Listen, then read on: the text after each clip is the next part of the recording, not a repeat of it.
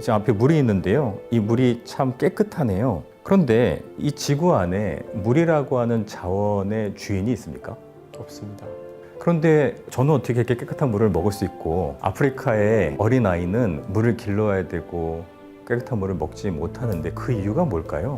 이유가 있나요? 그 이유가 있다 할지라도 우리가 알 수 있나요? 누구는 주인이 없는 물을 깨끗하게 마시고 누구는 주인이 없는 물을 깨끗하게 마시지 못합니다. 제가 잘나서 깨끗한 물을 먹고 그들이 못나서 더러운 물을 먹는 것은 아니지 않습니까? 우리는 누군가에게 나눈다라고 했을 때 어떤 생각을 하냐면 내가 잘나서 상대에게 나눠준다라고 생각합니다. 근데 이것은 내 것이 아니거든요. 그들은 평등하게 나눠 가져야 함에도 그 기회를 얻지 못한 것입니다. 그렇다면 그 기회를 가지고 있는 사람이 나눠줘야 되는 것은 의무라고 할 수 있겠죠. 그 마음을 가졌을 때 편안해지는 게 아닐까 이런 생각이 듭니다. 붓다와의 마음 수업 책에 보면 외로울지라도 무소의 뿔처럼 혼자서 가라 라는 구절이 나옵니다. 익숙한 구절이네요. 네. 근데 사실 교수님처럼 수행을 많이 하시거나 혹은 관심이 있어서 직접 수행을 하러 들어가시거나 뭐 이런 분들이 아니라면 이 혼자 있음 상태를 경험하기가 살면서 거의 없다고 봐도 뭐 아침에 일어나서 회사 갔다가 뭐 일하고 퇴근하면 또 집에 가족들이 있고 아이 있고 뭐 재우고 뭐 하고 나면 약간 나만의 시간조차도 거의 확보하기 힘든. 맞습니다. 예. 근데 저는 정말 무조건 이 혼자 있음의 상태는 살면서 최소한 한 번은 필요하다라고 저는 생각을 하거든요. 지하실에 한번 들어갔다 나와야 레벨업을 소위 내가 할 수 있고 그렇다고 생각을 하는데 왜 이게 필요한지 지금 요새 현대를 살아가는 2025년을 살아가는 우리들에게 왜 필요한지. 스타니파타라고 하는 경전에 나오는 그 경구를 기억을 합니다. 소리에 놀라지 않는 사자와 같이, 그물에 걸리지 않는 바람과 같이, 물에 때묻지 않는 연꽃과 같이 무수의 불처럼 혼자서 가라. 여기에서 소리에 놀라지 않는 사자와 같이 라고 하는 표현은 두려움을 갖지 말라는 얘기입니다. 그물에 걸리지 않는 바람과 같이 라고 하는 표현은 어디에 구속되지 말고 자유롭게, 물에 때묻지 않는 연꽃과 같이 라고 하는 것은 청정하게. 다시 말해 이것은 혼자 지내라, 개인주의적으로 혼자 살아라 라고 하는 것보다는 수행자의 자세와 태도를 이야기한다라고 볼 수 있습니다. 어디에 구속받지 말고 자유롭게, 두려움 내지 말고 청정한 삶을 유지해라. 그 안에서 너 자신을 성장시켜라. 아마 지금 대표님께서 말씀하신 것처럼 지하실에 한번 가가지고 개인적 생활을 좀 해보고 나와야 뭔가 삶에 있어서에 대한 것을 한번 되새겨볼 수 있고 의지처가 될 수 있다라고 말씀하신 것은 내가 정말 나를 의지처로 삼아서 두려움 없이 자유롭게 청정하게 살아갈 수 있는가 없는가에 대한 판단과 사고를 하실 수 있었기 때문에 그 공간이 필요한 것이었지. 만약에 그 공간이 없어도 그러한 삶을 살 수 있다면 그거는 충분히 공간의 문제나 시간의 문제는 아니라고 볼 수 있을 것 같습니다. 네. 그럼에도 불구하고 지하실에 들어가는 것이 필요하다라고 한다면 제안드리고 싶은 것은 리트릿 과정이라고 하는 집중수행 과정에 참여하신다면 가장 이상적이고요. 그렇지 않다면 아침에 조금 일찍 일어나시거나 저녁에 조금 늦게 주무시더라도 혼자만의 시간을 가져보시는 것도 방법이 되지 않을까 이런 생각을 해봅니다. 시간은 어느 정도면 충분할까요? 그런 것들을 매일매일 한다 하면 뭐 사람마다 다르겠지만 만약에 시간을 통해서 양적 측정을 해야 된다면 네. 우선 일상생활을 하는 분들께 제안드리고 싶은 것은 강도보다는 빈도를 말씀드리고 싶습니다. 자주 생각이 날 때마다 신경이 쓰이면 한 번쯤 해보는 것. 그래서 빈도를 늘리는 것. 빈도를 늘리는 것이 이 삶을 살면서 가장 이상적이긴 합니다만 한 번쯤은 용기를 내어서 휴가를 이용해서라든가 아니면 자기 시간을 좀 내어서 집중 수행에 참여하시는 것도 방법이 되겠죠. 이 수행에 참여하는 건 자신이 가지고 있는 종교와는 관련이 없는 거죠? 종교라고 하는 부분에 대해서 우리가 어떤 선입견을 가지고 있는지는 모르겠습니다. 대학원을 다닐 때 그때 시험 문제에 항상 나오는 것이 무엇이었냐면 저는 이제 불교를 공부하다 보니까 불교는 종교인가 철학인가에 대한 문제가 항상 나왔었어요. 근데 이제 종교와 철학에 대한 문제가 나왔을 때 그것을 이제 준비를 하다 보면 동양의 종교 안에서는 유교, 뭐 여러 종교의 신의 개념이 조금 달라지기 시작을 합니다. 그래서 종교라고 하는 것은 어떤 사상이나 어떤 특징 혹은 존경할 만한 문구 이런 것들에 대해서 우리가 무언가를 배우고 따를 수 있다면 그것이 종교의 역할을 하는 것이 아닌가라는 생각을 하거든요. 유일신을 믿는 종교에서는 아시다시피 신이라고 했을 때 신의 그 영어로 캐피탈 G를 씁니다. 근데 불교 안에서는 신을 부정하는 건 아닙니다만 신이라고 했을 때 소문자 G를 쓰고 복수형 S를 붙여요. 무슨 얘기냐면은 유일신을 믿는 종교에서는 기본적으로 신이 위에 있고 아래 사람이 있어서 수직 구조라고 본다면 불교 안에서의 신의 개념은 일반적으로 신들과 인간들이 있어서 때로는 인간이 신보다 나을 수도 있습니다. 그리고 때로는 신이 인간보다 나을 수도 있고요. 뭐 신을 부정한다라기보다는요. 불교 수행 같은 경우에는 부처님을 믿으라라고 하는 것은 조금 기복적으로 후대의 의지처가 되기 위해서 아마 나온 것이 아닌가 싶고요. 아마도 수행처를 가신다거나 아니면 명상센터에 가신다면 나 자신을 바라보게 하지 어떤 기도 어떤 기복이나 이것을 요구하는 것은 거의 없지 않을까라는 생각을 해보게 됩니다. 이제 2026년이 코앞인데요. 지금 되게 힘들거나 혹은 아까 말씀드렸던 것처럼 이게 내가 지금 집중을 하는 건지 집착을 하는 건지 자꾸 집착을 하니까 내 마음이 더 힘든 건지 내가 가질 수 없는 걸 원하는 건가 뭐 이런 마음부터 시작해서 고통 괴로움에 휩싸여서 지내는 분들이 굉장히 많거든요. 그럼요. 예. 그럼에도 불구하고 붓다의 마음 수업의 책에서 교수님께서 말씀하시길 나누는 삶이 진짜 잘 사는 삶이다 라는 말씀을 해주세요. 이 부분이 저는 100% 공감이 되는데 반면에 또 이거에 대해서 왜 이렇게 뭐 기부를 한다거나 뭐 어떤 거를 봉사를 하거나 하면은 평소에 느낄 수 없는 기쁨과 감정이 저에게 든단 말이죠. 근데 반면에 하루하루 그런 고통, 생활고라거나 경제적인 부분이라거나 이런 경우에는 이걸 뭔가 남한테 나눈다는 마음 자체가 생기기가 힘든데 이게 어떻게 좀 힘을 줄 수 있을까요? 예전에 유학할 때 생각이 나는데요. 네. 저도 이제 어떻게 유학 생활을 시작하고 자취를 하다 보니까 도저히 현지 쌀을 잘 못 먹겠더라고요. 현지 쌀이 지금 냄새가 나가지고 그래서 용기를 내가지고 조금 거금을 들여가지고 일본 쌀을 샀습니다. 네. 일본 쌀이니까 좀 비싸고 한국 쌀이랑 비슷하니까. 그런데 안타깝게도 쌀벌레가 생긴 거예요. 이거 어떡하나? 냉장고에 집어넣어서 벌레들을 한번 잡아볼까? 아니야, 이러면 벌레들이 죽잖아. 어떤 방법을 쓸까? 예전에 보니까 쌀을 말리더라. 그럼 벌레가 빠져나온 것 같았어. 그래서 제 이제 주인집 차고 위에 공간이 있어가지고 거기에 신문지를 깔고 쌀을 이렇게 널어놨습니다. 펼쳐가지고. 그런데 내심 걱정이 되는 거예요. 왜냐하면 참새도 있고 까마귀도 있고 여러 새들이 있는데 이 쌀을 쪼아서 먹으면 어떡하지? 저거 벌레에 거둔 다음에 내가 먹어야 되는데 라는 생각을 했습니다. 그런데 거기가 이제 마침 제 방에서 창문으로 보이는 공간이라 이렇게 내다보고 있는데 희한하게도 새들은 많은데 한 마리도 와서 안 쪼는 거예요. 너무나 신기한 거예요. 그래서 쌀을 걷어들이고 야, 신기한 일이 다 있네. 그러고 나서 하루는 현지들이 먹는 도시락, 그때 당시 하나에 뭐 500원 정도 하는 도시락을 사 먹고 음식이 좀 남았습니다. 버리기가 아까우니까 다시 그 자리에다 제가 먹다 남은 음식을 널어놨어요. 혹시 새들이 와서 먹을까 싶어서. 그랬더니 새떼들이 모여가지고 그 제가 먹다 남긴 도시락 일종의 카레밥, 비빔밥을 먹기 시작하는 겁니다. 비빔밥을요? 카레 비빔밥을? 왜 새들이 날쌀은 쪼지 않고 간이 된 밥만 먹을까요? 익숙해져서 그렇습니다. 간이 된 것만 먹어봐서 사람들이 하도 많이 나눠주니까 그것에 대해서 맛을 알아서 이제 날쌀은 안 먹겠다는 거예요. 맛이 없으니까. 예. 제가 있었던 스리랑카 혹은 수행처에 있었던 미얀마 같은 경우에는 우리가 경제적 기준으로 봤을 때는 상대적으로 훨씬 더 우리가 부국이라는 생각을 합니다. 하지만 어떤 것이 더 잘 사는 것인지에 대한 생각을 한번 해보게 되더라고요. 심지어 동물도 날쌀을 먹지 않고 간이 된 것만 먹는다. 하루는 길을 가는데 좀 아까 말씀드렸던 그 도시락을 한가득 담아가지고 어떤 사람이 지나가면서 거지들에게 나눠주는 거예요. 그것을 보고 있었는데 친구가 이렇게 얘기하더라고요. 저 사람 오늘 생일이야.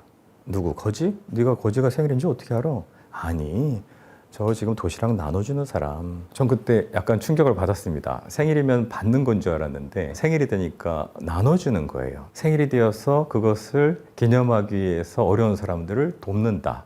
정말 멋있다. 그래서 이제 친구들 사이에서 그런 문화를 좀 일으키자라고 해서 한인사회 이야기를 하기도 하고 했던 기억이 납니다. 물론 불교하면 우리가 무소유를 얘기합니다. 하지만 부처님 경우에 제가자 일반인들에게 무소유를 주장하시진 않으셨어요. 많이 벌어라. 왜? 있어야 나눠줄 수 있다. 단 조건을 제안하셨습니다. 마치 벌꿀처럼 열심히 일해라. 그래서 많은 부를 축적해라. 단 벌꿀의 비유를 든 이유는 벌꿀은 열심히 일하지만 꽃을 다치게 하지 않는다. 열심히 일하고 부를 축적하는 것을 부정하는 것이 아니라 부를 축적하는 과정에서 주변의 동료라든가 아니면 함께하는 사람들에게 상처를 줘서는 안 된다는 이야기죠. 지금 앞에 물이 있는데요. 이 물이 참 깨끗하네요. 그런데 이 지구 안에 물이라고 하는 자원의 주인이 있습니까? 없습니다. 그런데 저는 어떻게 이렇게 깨끗한 물을 먹을 수 있고 아프리카의 어린아이는 물을 길러야 되고 깨끗한 물을 먹지 못하는데 그 이유가 뭘까요? 이유가 있나요? 그 이유가 있다 할지라도 우리가 알 수 있나요? 불교 안에서 뭐 전생에 선업을 짓고 뭐 전생에 악행을 해서 너무 무책임한 얘기입니다. 그것에 대해서 사실인지 것인지 모르니까요. 누구는 주인이 없는 물을 깨끗하게 마시고 누구는 주인이 없는 물을 깨끗하게 마시지 못합니다. 제가 잘나서 깨끗한 물을 먹고 그들이 못나서 더러운 물을 먹는 것은 아니지 않습니까? 그들이 뭘 잘못했습니까? 우리는 누군가에게 나눈다라고 했을 때 어떤 생각을 하냐면 내가 잘나서 상대에게 나눠준다라고 생각합니다. 근데 이것은 내 것이 아니거든요. 자연엔 주인이 없으니까요. 그들은 평등하게 나눠 가져야 함에도 그 기회를 얻지 못한 것입니다. 그렇다면 그 기회를 가지고 있는 사람이 나눠줘야 되는 것은 의무라고 할 수 있겠죠. 물론 이타심에 대해서 다른 사람에 대해서 생각하는 것에 대해서는 종교, 철학, 진화 심리학, 경제학 등등에서 많은 논의가 있을 것 같습니다. 그런데 그것을 다 떠나서 우리는 함께 나눠야 됩니다. 그것은 내가 주인이 아니니까요.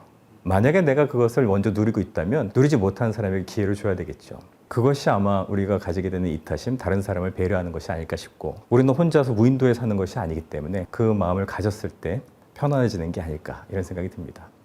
교수님, 책에 보면 행복은 불행을 조건으로 한다라는 말이 굉장히 인상 깊었는데요. 행복이란 결국 마음의 평온이라고 하셨어요.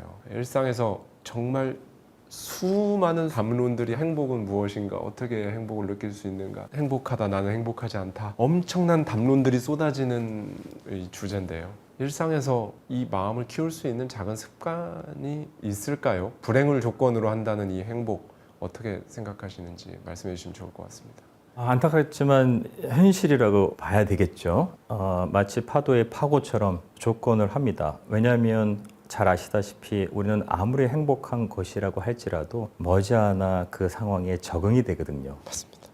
사랑하는 사람이 옆에 있습니다. 저 사람과 함께 살면은 세상을 다 가질 것 같고 그래서 저 사람이랑 아침부터 저녁까지 함께 있고 싶고 그런데 막상 아침부터 저녁까지 함께 있으면 과연 행복하냐? 적응이 됩니다. 만약에 집에 자녀가 있으신 분들은 자녀를 사랑합니다. 밖에 나가면 보고 싶고요. 그 다음에 맛있는 게 있으면 먹여주고 싶고요. 그런데 자녀하고 주말을 함께 보내면서 과연 함께 있는 시간이 늘어나면 늘어날수록 더 행복해지지 않는 것입니다. 그렇죠. 30분 정도 지나면 힘듭니다. 그렇죠. 사실이죠. 그래서 항상 이 행복이라고 하는 것은 유지되는 것이 아니라 적응을 하게 되고 그 적응을 하게 되면은 다시 결핍감이 오기 전까지는 행복하기가 쉽지 않잖아요. 네. 30분 지나면 힘들다가 밖에 또 나와가지고 친구가 불러가지고 나와가지고 친구들이랑 이런저런 얘기하고 있는 동안에 또 보고 싶어요. 들어와가지고 또 보고 있으면서 30분 지나면 피곤해지고 이처럼 적응, 결핍, 충족을 통한 행복, 다시 적응, 또 결핍감이 오기 전까지는 행복을 잊지 못하고 끊임없는 파고를 이루는 파도처럼 저희는 그것을 반복하죠. 그러다 보니 우리는 압니다. 불행해야 행복해진다는 것을. 그리고 또 행복해지면 다시 불행해진다는 것을 알고 있습니다. 문제는 과연 우리가 이야기하는 행복이라고 하는 것이 그런 감각적인 즐거움의 상태를 행복이라고 얘기해야 될 것이냐 아니면 이런 파고를 벗어난 것을 진정한 행복이라고 얘기해야 될 것이냐라고 했을 때는 불교에서는 이런 조건적인 것보다는 평온함을 유지하는 상태 이것을 행복이라고 봅니다. 이 평온함에 대해서는 파알리어로 원어가 우페카라고 하는데요. 이 단어를 한번 분석해 볼 필요가 있을 것 같아요. 이 우페카라고 하는 단어는 가까이 다가가서 본다는 얘기예요. 네. 평온한데 평온한 것을 가까이 다가가서 본다라고 하는 단어를 평온이라고 해석했단 말이야. 우리가 어떤 현상에 대해서 가까이 다가가서 봤을 때 그 현상을 온전하게 제대로 바라보고 있을 때에는 거기에 대해서 탐욕도 성냄도 일어날 것이 없다라는 얘기예요. 어느 정도 거리를 두고 그리고 나의 이익을 생각하고 나의 과거와 나의 미래를 생각했을 때에는 이것이 집착이 대상이 되기도 하고 또 더 가졌으면 좋겠고 빨리 벗어났으면 좋겠고 하지만 오히려 온전하게 그 현상에 대해서 맞이하게 됐을 때에는 평온함을 유지할 수 있다라고 이야기를 합니다. 그래서 평온하는 방법, 평온해지는 방법은 현상을 온전하게 더 맞이하는 것 이라고 이야기할 수 있을 것 같아요. 그러다 보니 또다시 명상에 나옵니다. 어떻게 하면 고락이라고 하는 이 파고를 벗어날 수 있을 것인가? 나타나는 현상에 대해서 내가 자아관념을 집어넣고 아까 말씀드렸던 것처럼 먹이를 주고 두 번째 화살을 쏘고 하지 말고 온전하게 그 현상을 만나보자. 그것이 진정 평온해질 수 있는 길이다. 네. 붓다와의 마음수업 책에 모든 것은 변하고 나 또한 변한다. 전 이 말이 너무 좋았고 이건 뭐 2500년 전 붓다 경전들의 가르침을 떠나서 뭐 고대 그리스 철학자들도 변하지 않는 것은 변화뿐이다 라는 말도 있을 정도로 모든 것은 변하고 나 또한 변한다 이런 가르침이 나오는데요. 그런데 우리 인간은 본능적으로 변화를 싫어하고 두려워하고 하잖아요. 2000년 전에 살았던 이 성인도 철학자도 공통적으로 말하는 건 모든 것은 변한다. 그리고 나 또한 변한다. 붓다의 가르침도 이렇게 나오는데 이 부분에 대해서 어떤 가르침, 깨달음을 얻을 수 있을지 한 말씀 해주시면 너무 구독자님들께 큰 도움이 될 것 같습니다. 네, 지금 대표님께서 말씀하셨던 것처럼 모든 것은 변한다. 우리가 항상 하지 않는다라고 하는 의미에서 무상이라고 부르고요. 그리고 변하는 것들은 괴롭다. 여기서 괴롭다라고 하는 것은 만족스럽지 못하다는 얘기입니다. 이것은 일반적으로 고라고 부릅니다. 그리고 변하는 것 안에서 나라고 하는 건 역시도 고정불변의 실체가 아니다.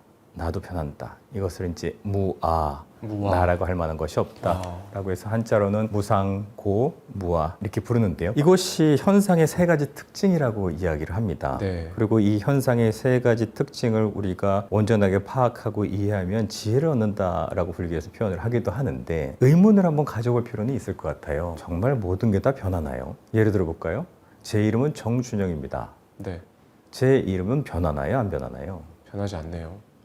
제가 계명을 하지 않는 한 변하지 않습니다. 네네. 물론 계명을 하면 변한다 이렇게 생각하시는 분도 계실 텐데요. 이 진리라고 하는 현상은 뭐뭐 한다면이란 조건을 붙여서 얘기할 수는 없습니다. 지금 이 순간에 경험되는 것만 이야기해야 하죠. 1 더하기 1은 2. 변하나요? 변하지 않죠. 그러면은 모든 것이 변하는 것은 아니네요. 여기에서 유념해야 될 부분이 있습니다. 컨셉과 리얼리티. 즉 개념과 실제에 대한 구분을 해야 하는 것이죠. 예를 들어서 우리가 마트에 갑니다. 마트에 갔더니 사과를 팔아요. 사과 5개에 10,000원. 사과를 고릅니까? 안 고릅니까? 고르죠. 어떤 것이 더 빨간지, 네. 어떤 것이 더 이쁘게 생겼는지, 어떤 것이 멍들지 않고 썩지 않았는지. 왜 고릅니까? 다 10,000원인데 하나에 다 2,000원씩인데. 개념은 하나에 2,000원씩이지만 실제하는 사과는 각자 다르기 때문이에요. 우리가 모든 것은 변한다라고 했을 때 이 부분에 대해서 첫 번째로 구분을 해야 되는 것은 개념과 실제입니다. 개념은 우리가 만든 약속이기 때문에 그 약속을 바꾸지 않는 한 변하지 않을 수도 있습니다. 네.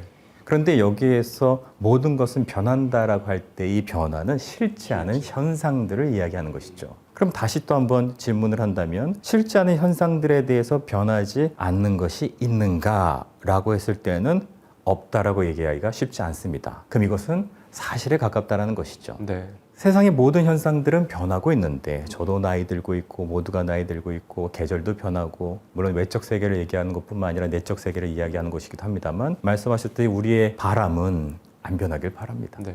안 변하길 바라니 이것이 만족스러우냐 만족스럽지 못하느냐. 나는 변하지 않길 바라는데 세상은 자꾸 변해요. 저는 불만족스러울 수밖에 없겠죠. 네. 이것을 불교에서는 괴로움이라고 표현을 하는 겁니다. 괴로움이라고 했을 때 우리가 갖는 경험적 통증이라든가 아픔, 슬픔을 괴로움이라고 이야기하는 것이 아니라 변화한다라고 하는 전반적인 속성이 만족스럽지 못하다. 이것을 괴로움이라고 부르는 것입니다. 그런데 맨 마지막 세 번째 단계에 가가지고 그럼 나는 변하냐 안 변하냐?